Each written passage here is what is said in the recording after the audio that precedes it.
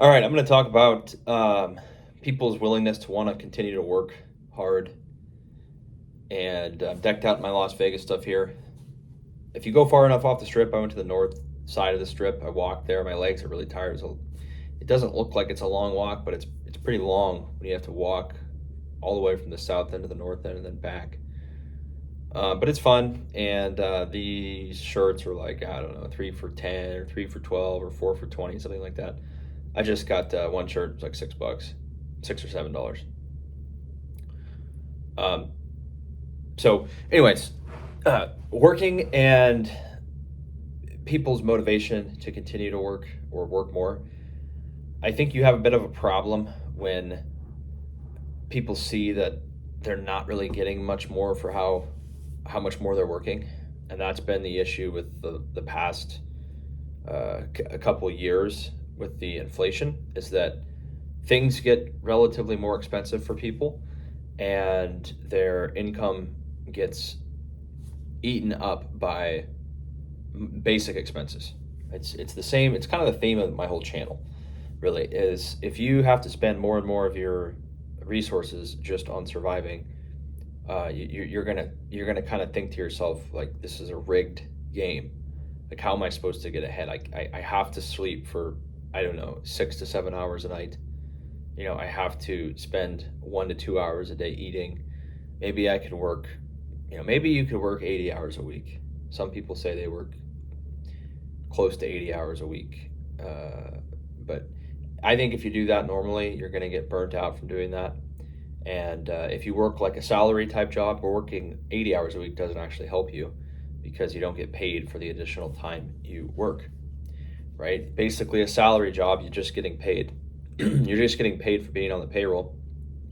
If you work 40 hours or 30 hours or 60 hours, the company's going to pay you, basically, or not basically, they're going to pay you the exact same, at least for your salary. If you have like a bonus or some other way of getting measured, then maybe you'll get paid more if you work more. But people in their own head, they do that analysis. They'll ask themselves, I have these goals, or I have a couple goals in mind that I want to do, whatever they are. And if they don't feel like they can get that goal through working more or just working harder, a lot of people will just kind of give up on it. They'll still work, they'll still do their job, right? Because they need to have something to do to have some amount of money. But they realize maybe the house, the newer car, the nicer clothes, the relationship, maybe all the traveling they wanted to do, it's going to be a little bit derailed because there's just not enough money, even after selling all of your time, to do what you want to do. So you end up saying, okay, well, I actually value my free time more than I value working, right? Like, I do want to work somewhat because I do need to have some amount of money. But if I'm in a job or in a occupation or whatever, that the additional work doesn't really change my life much, then you say, okay, I'm just going to work the normal amount of time, and I'm going to accept that I'm not going to have all this extra money coming in. You got to remember, the more you work, the less free time you're going to have, okay? And then you're also going to have to pay more taxes, because if you're actually making a lot more money, your tax bracket is going to change, and you're just going to have to pay more taxes.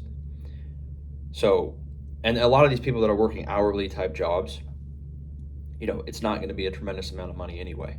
The difference between getting, $1,200 a week and $1,500 a week, I mean, it's $300 a week, right? So it's really not that much. I mean, I remember I worked a sales job, one of my first jobs out of college, and they had spiffs, but they just created it. This was like a startup company. They just created everything kind of on the fly. They thought that giving the salespeople like a cash spiff was gonna motivate them to sell more.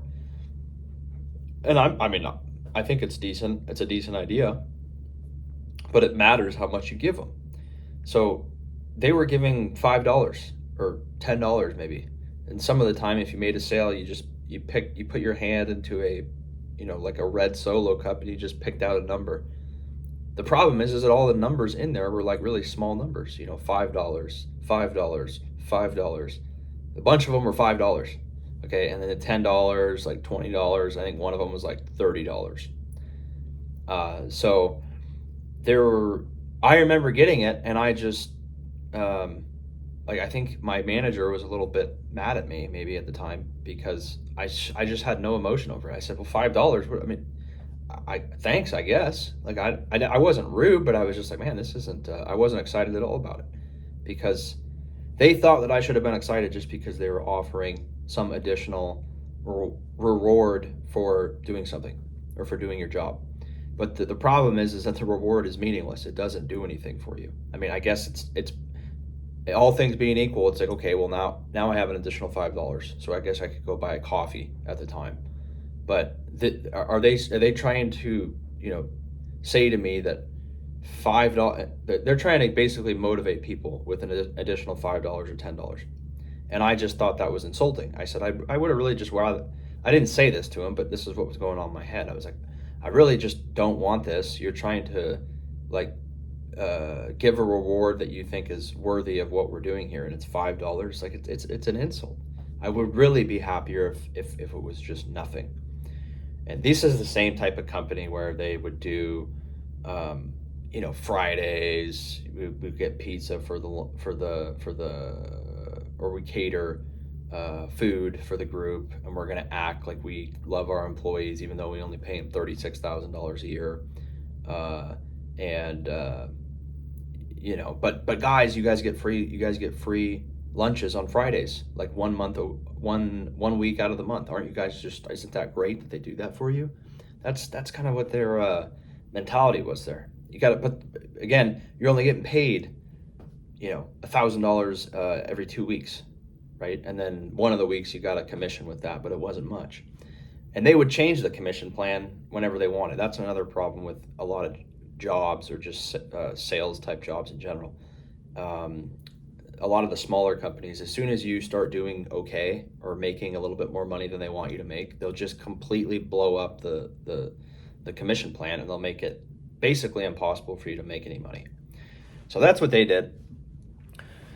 But that's kind of how it feels, is like people want to give you a reward that is basically worthless. You know, $5 or $10 or whatever, it doesn't change your life. Even if it's a longer term, some other places I've been at, it's you know, they act like a couple $100. In a lot of these rewards are only won by like 1 or 2 people out of a whole group of people. So you have just statistically speaking, you have a low chance to win the reward. And then the reward is not an amount of money that actually does anything for you. I guess if you wanted to maybe buy like an Xbox, or you wanted to buy, you know, like one plane ticket somewhere, you could do that. But even the days of like the all-inclusive trip to Hawaii and the trip to Disney World or whatever, like I don't know, those seems like those have gone away too.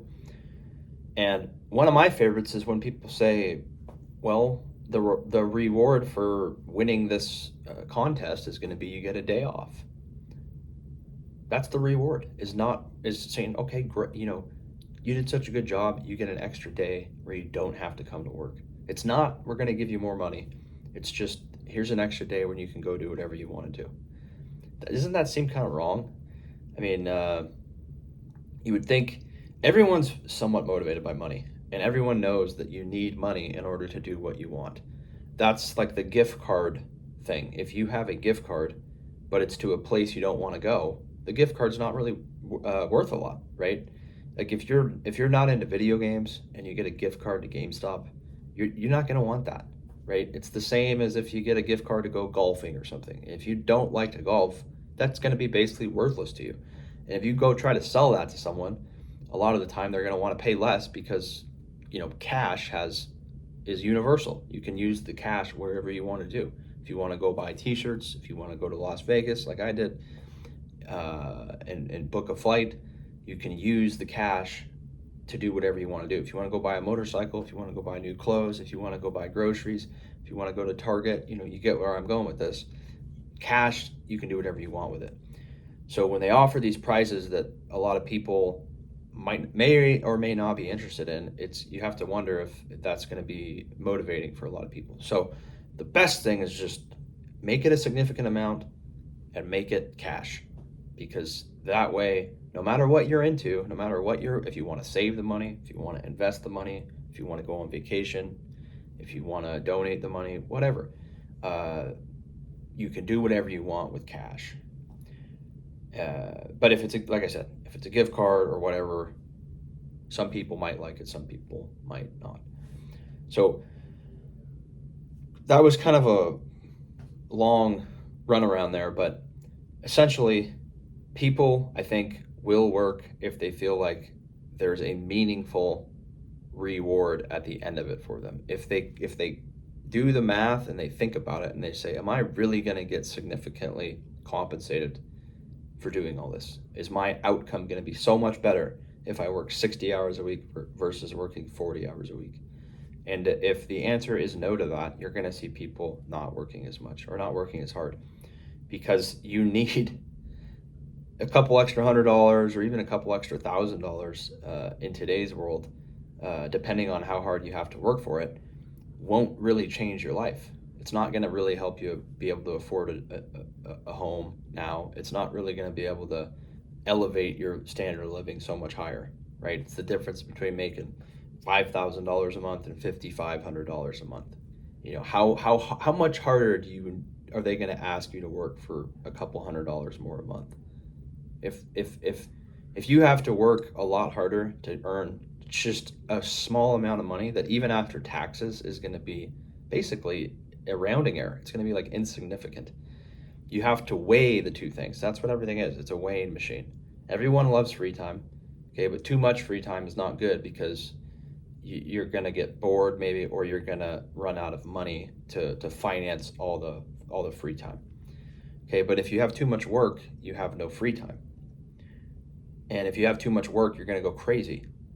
But people are willing to go up here. They are willing to basically say, I'm going to just work so hard. But most people are going to have to do that with the understanding that they're going to get a lot of resources for it. If they know that they're getting shorted, like each additional hour that they work, they're actually getting paid nothing or very close to nothing, a lot of people are not going to do that, because they would rather not work and go out and do other things. So you guys let me know what you think on it. You need to get compensated. You need to have an incentive system in order for people to actually show up and work. And right now it feels like it's more like fear-based. Like, oh, well, you better work because you don't want to lose your job. I agree with that, but if you're really, really, really going to apply yourself and work really hard, you need to have a reason. You need to have a financial,